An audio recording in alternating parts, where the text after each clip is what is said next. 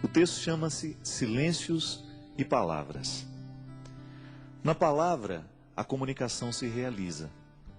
No silêncio, ela se completa. Pois a compreensão se concretiza a partir do silêncio.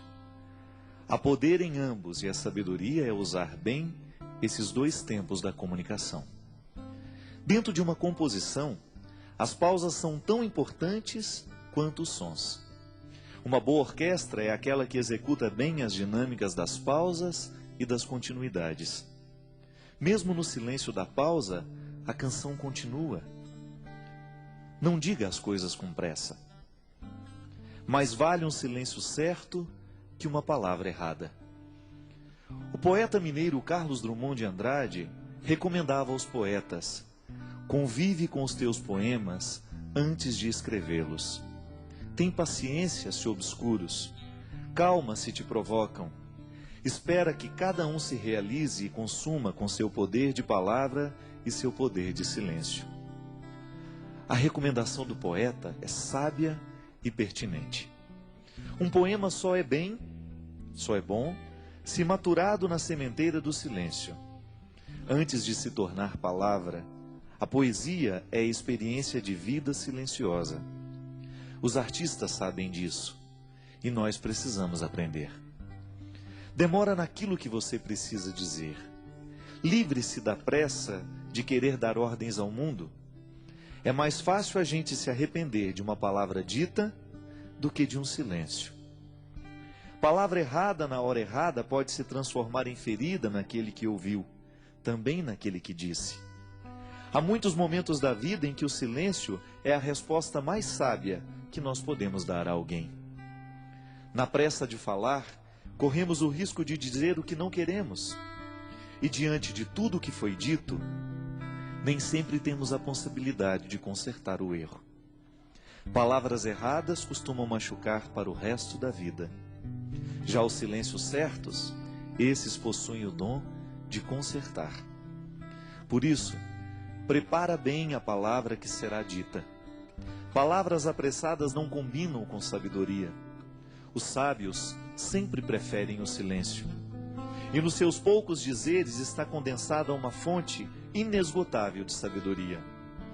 Não caia na tentação do discurso banal, da explicação simplória.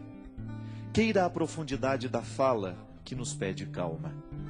Calma para dizer, calma para ouvir. Uma regra interessante para que tenhamos uma boa compreensão de um texto é justamente a calma. Só assim podemos adentrar nos significados que o autor quis sugerir e, consequentemente, mergulhar no mistério do seu texto. Leituras apressadas podem fomentar equívocos. E equívoco é uma espécie de desentendimento entre o que escreve e aquele que lê. É uma forma de obstáculo para a compreensão da linguagem. Na comunicação verbal cotidiana, isso sempre acontece. Dizemos e não somos compreendidos. Diante do impasse, duas realidades são possíveis: ou alguém disse com pressa, ou alguém escutou sem atenção. Dizer e ouvir requerem silêncio. Só diz bem aquele que pensou antes no que iria dizer, e ouve melhor aquele que se calou para escutar. A regra é simples, mas exigente. Por isso hoje, neste tempo de palavras muitas, queiramos a beleza dos silêncios poucos. É nessa mística da palavra que hoje nós queremos começar o programa Direção Espiritual. Eu sei que muitas vezes nós somos vítimas das palavras malditas. Não são poucas as vezes em que palavras malditas chegam até os nossos ouvidos. Uma palavra pode ser maldita por causa do conteúdo que ela tem, ou então por causa da forma. Hoje eu estava lendo um texto, coincidentemente, falando da música das palavras. E o escritor estava dizendo que para cada palavra há uma música diferente que nós podemos colocar nela.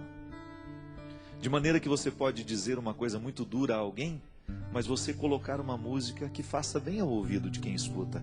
Então a pessoa escuta aquela palavra dura, mas com uma música bonita.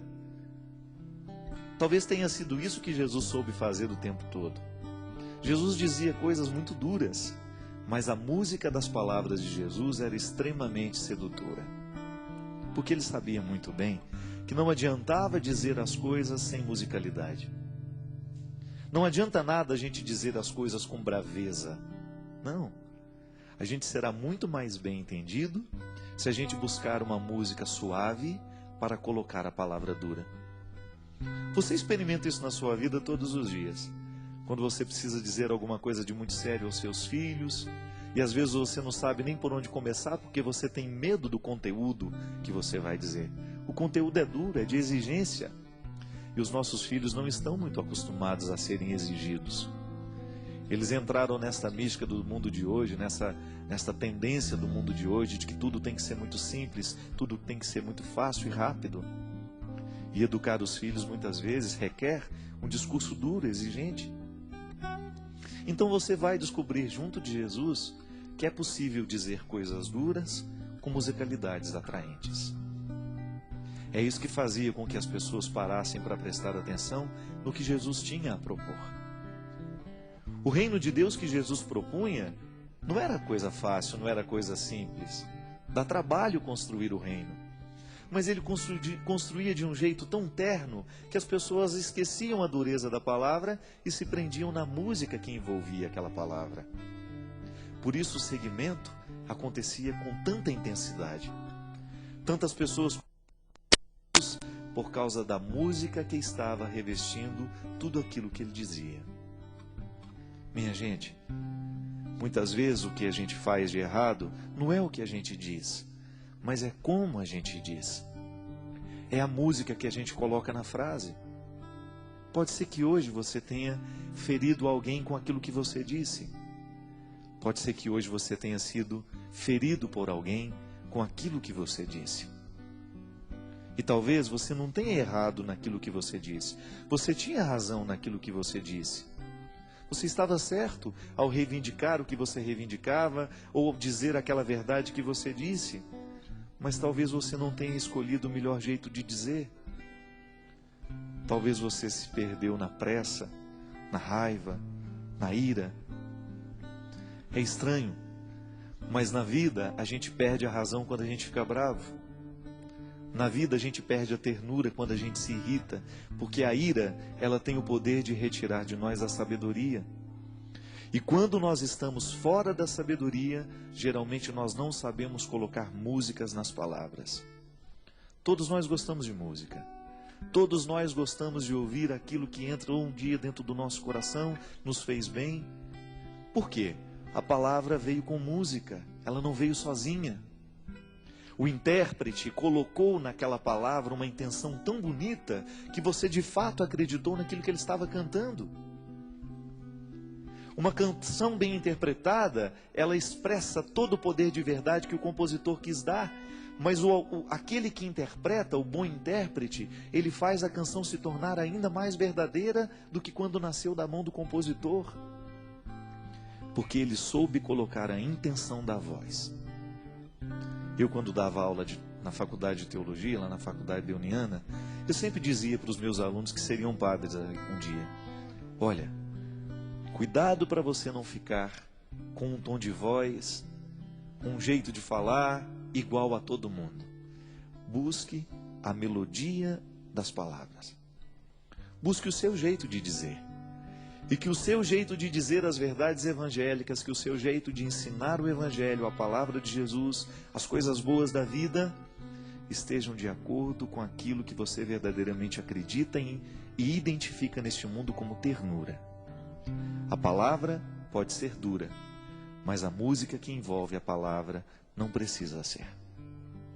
Porque aí você vai ter um poder de convencer muito maior do que se você estivesse usando a palavra dura com uma capa, uma armadura. Não. Todos nós temos medo de armadura, porque ela nos recorda a guerra. E às vezes, ao invés de colocar melodia, música na nossa palavra, a gente coloca armadura. E aí a gente assusta aquele que nos escuta, a gente machuca aquele que nos escutou.